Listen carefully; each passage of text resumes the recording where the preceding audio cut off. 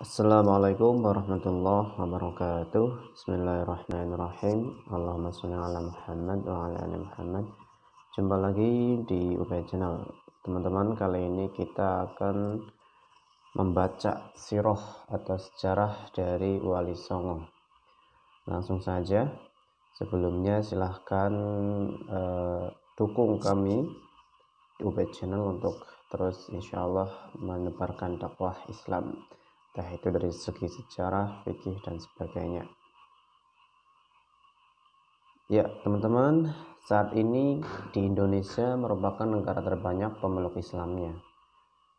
Bila kita telusuri kok bisa terjadi, padahal Indonesia terletak secara geografis itu jauh sekali dari pusat peradaban Islam, yaitu di Mekah dan Madinah. Justru Eropa lebih dekat dengan Madinah. Semua itu atas pertolongan Allah melalui para pejuang-pejuangnya, yaitu para wali, dan yang paling berjasa adalah Wali Songo. Dan foto di sini hanya sebatas ilustrasi belaka, untuk kebenarannya walau alam. Kita bisa lihat silsilah dari para Wali Songo. Ini ada silsilah merupakan hubungan darah seperti Syekh Sunan Ampel, itu adalah putra dari Maulana Malik Ibrahim, ya. Lalu ini adalah keturunan dari Maulana Jumadil Kubro atau yang mengawali dakwah di Indonesia.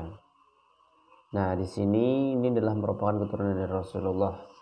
Sampai seterusnya ini adalah hubungan antara hubungan darah maupun hubungan menantu maupun hubungan santri, sehingga bisa dikatakan Wali Songo ini mempunyai kedekatan secara keturunan, ya, atau secara hubungan itu. Selanjutnya, ini ada bacaannya nih. Silsilah Wali Songo, Syekh Maulana Malik Ibrahim itu adalah yang tertua.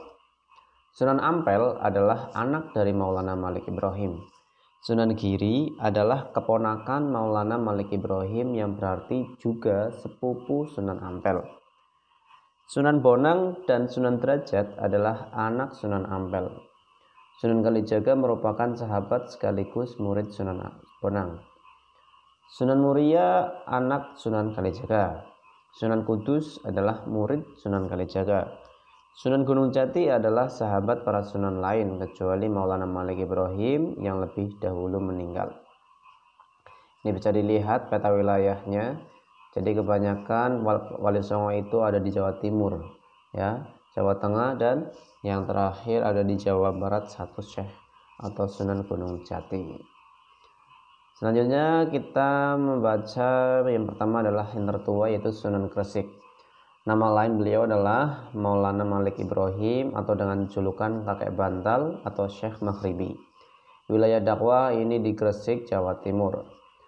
Beliau itu adalah saudara dari Maulana Ishaq, ya, dan menikah dengan Dewi Chandrawulan, putri Raja Jampa.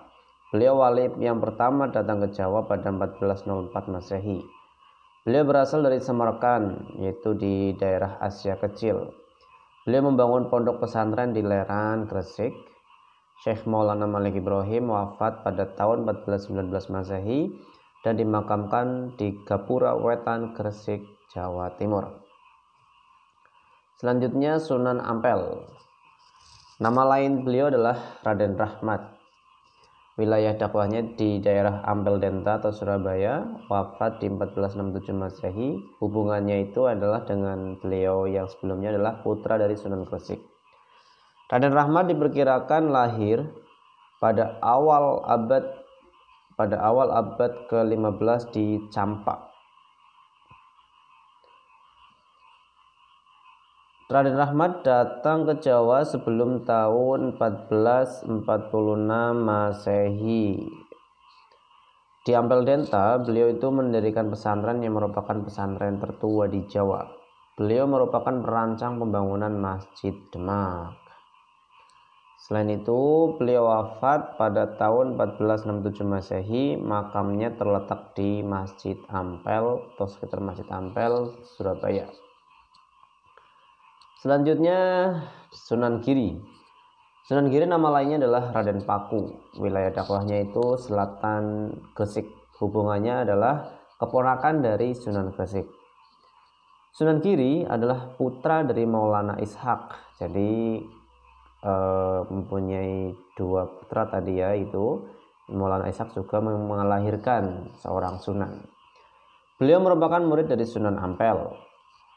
Raden Paku membangun masjid pada daerah perbukitan Gresik dan menjadikannya sebagai pusat penyebaran agama Islam. Itulah sebabnya beliau terkenal dengan julukan Sunan Giri. Giri yang artinya adalah bukit. Selanjutnya Sunan Bonang. Nama lain dari Sunan Bonang yaitu Raden Maktum Ibrahim. Hubungannya adalah beliau putra Sunan Ampel. Wilayah dakwahnya di daerah Tuban, Jawa Timur.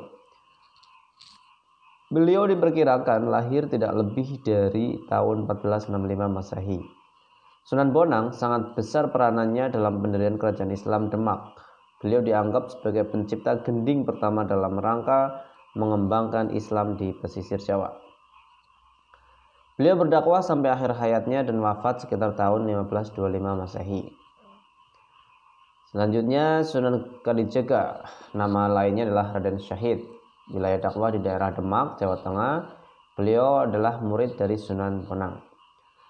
Selain itu, Sunan Kalijaga dikatakan sebagai putra dari Adipati Tuban, seorang pemimpin pujangga. Maksudnya adalah beliau juga seorang pemimpin pujangga dan filosof. Beliau menyiarkan agama dengan cara menyesuaikan dengan lingkungan setempat. Sunan Kalijaga berdakwah melalui kesenian dan kebudayaan. Karya-karya Sunan Kalijaga seperti Tiang Masjid Demak yang terbuat dari tatal, wayang kulit purwo, dan lagu Lir Ilir. Lir Ilir juga ada yang mengatakan ciptaan Sunan Giri. Selanjutnya Sunan Gunung Jati dengan nama lain Syarif Hidayatullah. Wilayah dakwah itu di daerah Cirebon atau Jawa Barat.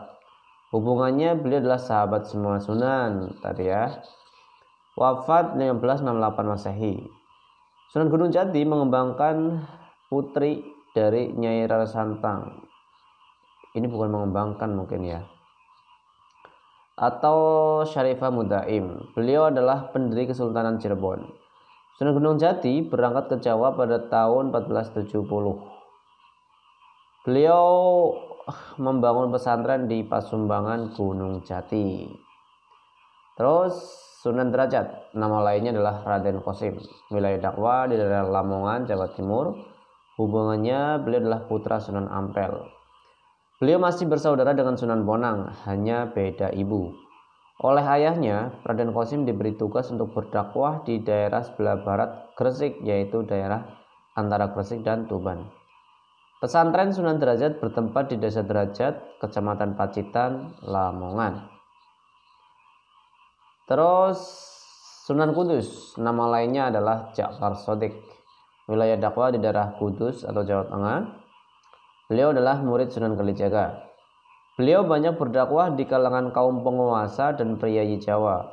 Beliau juga mendapatkan julukan Waliul Ilm. Beliau memiliki peran sebagai panglima perang Kesultanan Demak. Salah satu peninggalannya yaitu Masjid Menara Kudus yang arsitekturnya bergaya campuran Hindu dan Islam. Terus Sunan Muria, nama lainnya adalah Raden Umar Said. Wilayah dakwah di daerah Kudus, Jawa Tengah. Beliau adalah putra Sunan Kalijaga. Raden Umar Said, putra Sunan Kalijaga dengan Dewi Saroh binti Maulana Ishaq. Sunan Muria berdakwah dengan metode yang sama dengan Sunan Kalijaga, yaitu kesenian. Beliau dikenal sebagai sunan yang suka berdakwah tapangeli, yaitu menghanyutkan diri dalam masyarakat. Dikenal Sunan Muria karena pusat kegiatan dakwahnya dan makamnya di Muria. Alhamdulillah, terakhir marilah kita mendoakan untuk orang-orang yang telah berjasa sehingga kita bisa memeluk Islam ini, karena insya Allah perantara beliau-beliau yang telah mendakwakan agama Allah. Ya Allah, ampunilah orang-orang yang telah memperjuangkan agamamu terutama di Indonesia ini. Melalui mereka lah kami dapat mengenalmu hari ini. Karena perjuangan mereka lah kami anak cucunya mendapatkan kemuliaan darimu. Tempatkanlah mereka di sisimu yang termulia, dan jadikanlah kami sebagai generasi penerus perjuangan mereka, juga perjuangan Rasulullah. Demikian pembelajaran maupun info kali ini. Bila ada mohon maaf, dan jika salah silahkan koreksi di kolom komentar. Wallahu a'lam. Assalamualaikum warahmatullahi wabarakatuh.